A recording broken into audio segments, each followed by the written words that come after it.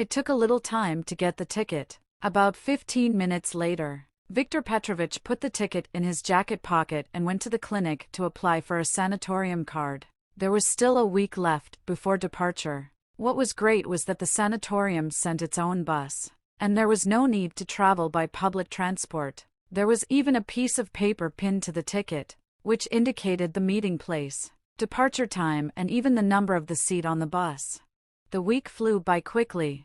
Half an hour before the time indicated on the piece of paper, Viktor Petrovich, with a large suitcase on wheels, a bag over his shoulder, and a camera on his chest, approached the appointed place. There were already several people standing here, just like himself, pensioners with suitcases and bags. So the bus appeared. On his windshield was a poster with the name of the sanatorium. Viktor Petrovich only put a suitcase in the bus trunk. He left the bag and the camera with me. Viktor Petrovich's place was almost at the very end of the salon. Having placed the bag under the chair, Viktor Petrovich took a seat by the window. The salon gradually filled up. The chair next to Viktor Petrovich remained empty. But then, a rather slender, elderly woman, about 60 years old, stopped next to him. In her hands was a voluminous handbag. She was dressed quite elegantly. Light coat, flirty hat, dark blue trousers tapered to the bottom. "Good afternoon. Place 38, is this here?" she said. "Yes. Sit down, please." The lady lowered her bag to the floor, pushed it under the chair with her foot, and took the empty chair next to Viktor Petrovich. "Let's get acquainted. My name is Svetlana Georgievna, or simply Svetlana. And you?" "Viktor Petrovich." "Maybe Viktor." Questions rained down. "Where do you live? How long have you been retired? Where and who did you work for? And whether you have a wife?" Viktor Petrovich said with a sigh that he buried his wife and lives alone separately from his son. While Viktor Petrovich was answering questions, the hiss of closing doors and the rumbling of an engine were heard. The bus started moving. Then the sanatorium manager Galia said that they would be on the road for 4 hours. That food would be distributed in the form of sandwiches and bottles of mineral water, and that she would hand out registration forms that would need to be filled out and returned to her along with vouchers and sanatorium cards. Viktor Petrovich threw back the table on the back of the front seat, took out glasses, a fountain pen, and began to fill out the form. Svetlana Georgievna looked at his actions with interest. "Oh, how cleverly you do it. And please fill it out for me." Viktor Petrovich, having finished filling out his form, took the form and her passport from Svetlana. When he opened it, he was very surprised. Not only did his neighbor have the same name as his wife, but she also had the same last name. He turned to her and handed her his completed form. Svetlana Georgievna took it, and surprise was also reflected on her face. "Wow! Wow!" she exclaimed and, smiling, added, "And you and I have the same last name. What would that mean?" Before Viktor Petrovich had time to figure out what to answer to this, Svetlana, slyly shooting her gray eyes at Viktor Petrovich, added meaningfully, "It is not so easy. This is destiny." Viktor Petrovich remained silent. The bus rocked rhythmically. The conversations in the salon died down. Viktor Petrovich's neighbor no longer tormented him with questions. When the bus especially swayed in his direction, Svetlana Georgievna leaned on him more than usual. Viktor Petrovich, looking at his neighbor, saw that she was snoring sweetly. He turned away and began looking out the window again. The bus rocked violently again. Svetlana Georgievna leaned closer to Viktor Petrovich. One of her hands slipped under his arm and wrapped it tightly around it. Svetlana's head leaned against his shoulder. Viktor Petrovich didn't particularly object. Now he sat without moving, so as not to wake up Svetlana Georgievna. Galia approached them with food. She held out 2 bags. Viktor Petrovich, carefully, trying not to wake up his neighbor, accepted them, and in return gave her the questionnaires. Galia took them, put them in the basket, and from there took out 2 bottles of water. At the end of the 2nd hour, the bus suddenly slowed down and began to huddle to the side of the road. "Stop for 15 minutes. Galia's voice came from the speakers. "There is a toilet in the forest and in the cafe." Svetlana Georgievna and Viktor Petrovich found themselves on the street. Viktor Petrovich grabbed Svetlana Georgievna's arm and led her to the cafe. When Viktor Petrovich and Svetlana Georgievna left the cafe, Galia looked out of the bus and announced, "All, the parking lot is over. Take your seats." Everyone went to the bus door. "Look if all your neighbors are in place." Galia addressed them through. After a pause, she announced, "Let's go." The hiss of closing doors, the quiet rumbling of an engine. The bus started moving slowly. "Isn't it time for us to eat up so as not to lose weight?" Viktor Petrovich turned to his neighbor and handed over one of the packages handed to him by Galia. "This is your packed ration at the expense of the sanatorium," he explained. Seeing the puzzled look, Svetlana Georgievna, accepting the package from Viktor Petrovich, touched his hand with her palm, and this touch, the warmth of her palm, gave him tangible pleasure. He took out a bottle of water, carefully unscrewed the cap and handed it to Svetlana, and again the touch of her hand on the fingers of his palm gave him pleasure. Noticing that Svetlana Georgievna was holding what was handed to her, not knowing where to put it, Viktor Petrovich extended his hand and pulled back the table located on the back of the front seat. Then he took the bottle from Svetlana Georgievna and put it in the recess of the table. At the same time, their hands touched again.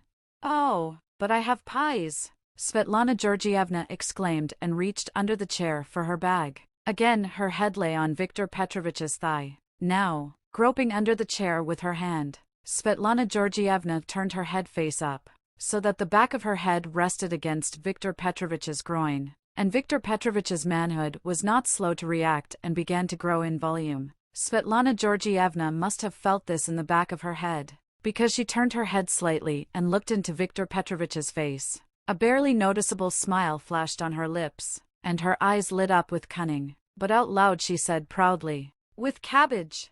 Svetlana Georgievna took out a bag of pies and, opening it, handed it to Viktor Petrovich. "I baked it myself. Rate it," she boasted. Viktor Petrovich readily put his hand into the bag and pulled out a pie. Wow, he thought again in his head, baked, and even with cabbage. It was this kind of pies that were his Svetlana's signature dish. And again the bus slowed down, swaying heavily from side to side, and slid onto a country road that ran into the depths of a dense forest. On its sides stood huge spruce trees, interspersed with birches and aspens. Sometimes maples flashed by. The road emerged from the forest. The bus slowly turned and rested its nose against the gate. They slowly opened. The bus slowly rolled into the area and froze. The hiss of doors opening was heard, and Galen's voice came from the speakers. "Well, here we are. You will go to the main building and the reception along this path. Happy holidays." Svetlana Georgievna and Viktor Petrovich got out of the bus, took their things and went to the residential building. They entered the hall and took the keys from the receptionist on duty and moved towards the elevator. Svetlana's room was at the very end of a long corridor. She opened the door and let Viktor Petrovich pass ahead with his suitcases. The room began with a fairly spacious hallway. There was a wardrobe against one wall on the left, and the wall opposite to him was occupied by a slightly open door, behind which the edge of the bathtub could be seen. From the hallway a glass door led to the bedroom. Leaving his suitcase in the hallway, Viktor Petrovich walked into the room with Svetlana Georgievna's suitcase. In the middle of it, resting its high head against the wall, stood a spacious double, maybe even four-size, wooden bed. There were 2 pillows against the high back of the headboard, and 2 piles of bed linen and towels occupied the middle. On either side of the bed against the wall were 2 nightstands with low table lamps. A balcony could be seen outside the huge window. In the corner near the balcony door there was a small desk, above which was a TV hanging on a bracket, and to the left of the entrance, a small refrigerator modestly pressed against the wall. "I'll go to my place. I'll put my suitcase down and come pick you up. You have to go to the canteen for your allowance, and then we'll get settled." He placed Svetlana Georgievna's suitcase by the bed and walked towards the exit, pulling the key out of his pocket as he went. And suddenly, already at the exit door, he stopped and looked at Svetlana Georgievna in bewilderment. "Svetlana Georgievna, give me your key." Svetlana Georgievna handed him the key in bewilderment. Look, they gave us number 1 for 2. Both key fobs had the same number on them. Oh, they mistook us for spouses. Svetlana Georgievna laughed. Well, what are we going to do? Viktor Petrovich was silent in bewilderment, not knowing what to say. And what? It's even piquant. Svetlana Georgievna continued, maybe we won't admit that we are not spouses? I think we'll get along. I like you. Would I be a good neighbor for you? She approached Viktor Petrovich with a smile and, slyly looking him straight in the eyes, pressed slightly. Viktor Petrovich slid his nose along the top of her head in response. I said, this is fate. The names are the same. The seats on the bus were nearby. Svetlana Georgievna continued, snuggling even closer. Well, fate. So fate, he said and moved back to the bedroom, dragging his suitcase behind him. He threw the bag on the bed and placed the suitcase next to Svetlana Georgievna's suitcase. Let's go get some allowance. He turned to Svetlana Georgievna and headed towards the door again. Svetlana Georgievna followed him. The sanatorium was built very conveniently, the residential building, the dining room and all the medical buildings were connected by warm passages, so there is no need to go outside. The rest of the day was spent in efforts to arrange and familiarize ourselves with the premises of the sanatorium, the dining room, the clinic, the treatment rooms. There was even an indoor pool. When Viktor Petrovich and Svetlana Georgievna returned to their room after dinner, 2 pieces of paper were sticking out in the door with an invitation to see the doctor the next day. Well, how will we share the bed? Svetlana Georgievna turned to Viktor Petrovich with a meaningful smile. Yes, I'm used to sleeping on my left side, so I'll lie down from this edge. Well, okay, agreed. Svetlana Georgievna chuckled and began to unpack her suitcase. It was already starting to get dark outside. It was time to go to bed. The day was difficult and long. Svetlana Georgievna grabbed a robe, towels lying on the bed, a whole package of all kinds of cosmetics and went to the bathroom. Viktor Petrovich also took care of his things. While Svetlana Georgievna was in the bathroom, he took out a tracksuit from his suitcase and changed clothes. Having laid out and hung his things in their places, Viktor Petrovich turned on the TV and sat down on a chair, waiting for the bathroom to be cleared for him. Svetlana Georgievna spent about 30 minutes in the bath, if not more. All this time, Viktor Petrovich clicked the remote control, mastering the TV. But then Svetlana Georgievna appeared in the bedroom. She was dressed in a cheerful nightgown that barely reached her knees, from the deep neckline of which the significant mounds of her breasts, separated by a cleavage, peeked out seductively. Through the translucent fabric one could see that she was not wearing a bra or panties. Svetlana Georgievna busied herself with the bed. Viktor Petrovich, in turn, went to the bathroom. When he returned to the bedroom, Svetlana Georgievna was sitting on the made bed for Viktor Petrovich and tidying up her hair with a large wooden comb. She placed one leg, bent at the knee, on top of the blanket. At the same time, the hem of the nightie rose, quite significantly exposing her full, seductive thigh. The chandelier under the ceiling was turned off. Only the sconce on Svetlana Georgievna's side was on. Approaching the bed, Viktor Petrovich stopped in indecision. He was wearing a tracksuit, under which there were shorts and a t-shirt, in which he could not afford to appear in front of Svetlana Georgievna, who was little known to him. But he also couldn't bring himself to go to bed in a tracksuit. Free. Svetlana Georgievna, meanwhile, finished styling her hair, lifted the edge of the blanket, moved her other leg onto the bed, flashing at the same time her feminine nature located in the lower abdomen between her full thighs, leaned back on the pillow, and blissfully stretched out on her back. Tired? Lie down. She turned her head to Viktor Petrovich and patted the blanket with her palm. Viktor Petrovich, having made up his mind, pulled off his t-shirt, and then his trousers. He was left in just boxers with a bulge and quickly jumped under the blanket. Good night, Svetlana Georgievna wished him. Svetlana Georgievna flicked the switch on the night light, and the room plunged into darkness. Viktor Petrovich lay motionless on his back for a minute, then turned on his left side, put his left hand under the pillow, and closed his eyes.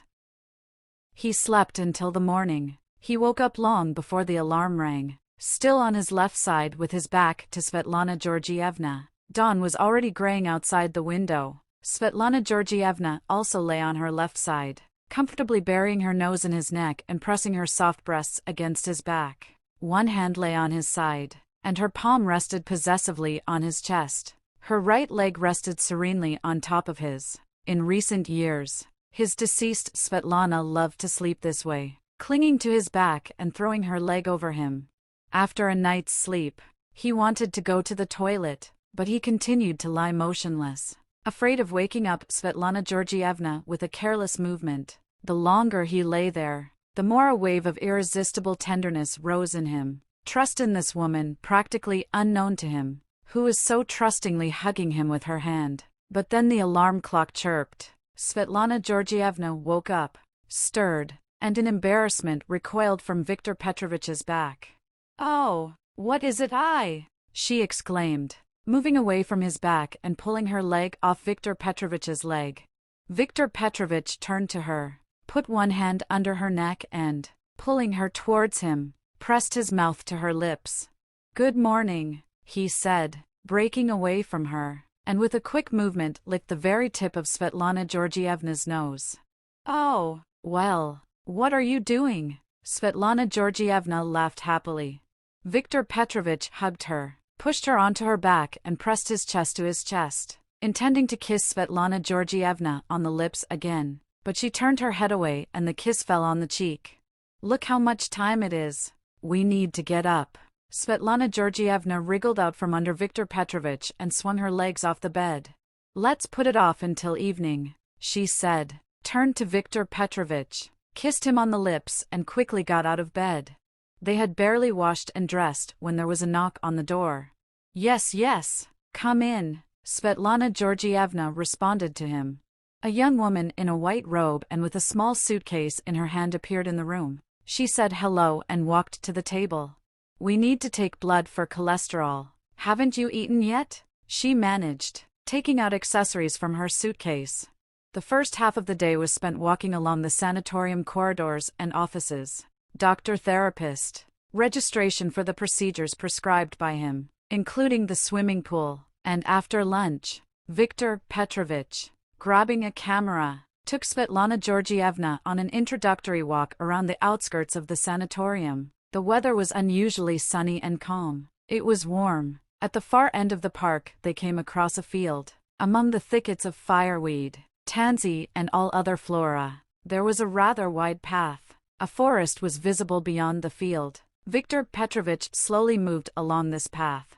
From time to time he stopped and clicked the camera. Viktor Petrovich, who was walking first, ran dashingly down the slope to its bottom and turned around, waiting for Svetlana Georgievna.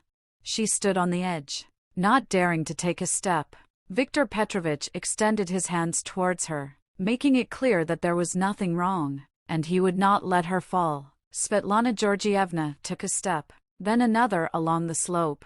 Viktor Petrovich caught her. His hands were on her waist. She groaned, her soft breasts pressed against Viktor Petrovich's chest. He pressed her tightly to him and again, as in the morning, pressed himself to Svetlana Georgievna's lips. She was in no hurry to free herself from his embrace.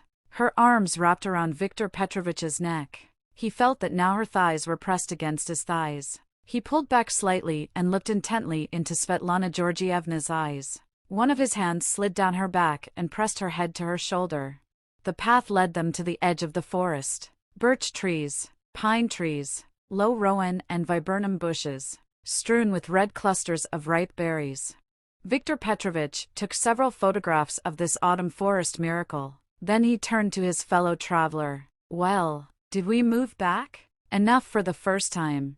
Svetlana Georgievna agreed, and they turned to the sanatorium. Now Svetlana Georgievna, without embarrassment, took Viktor Petrovich by the arm and pressed her chest against his side. Viktor Petrovich felt the warmth of her body and soft breasts through her clothes. With the elbow of his hand, he tightly pressed Svetlana Georgievna's hand to himself.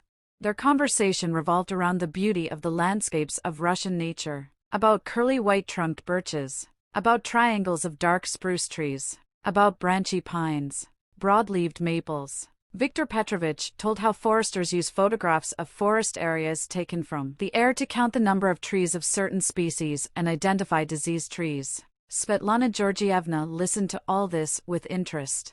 Thank you for being with us. Give it a like, subscribe to our channel, and you will be the first to listen to another new story.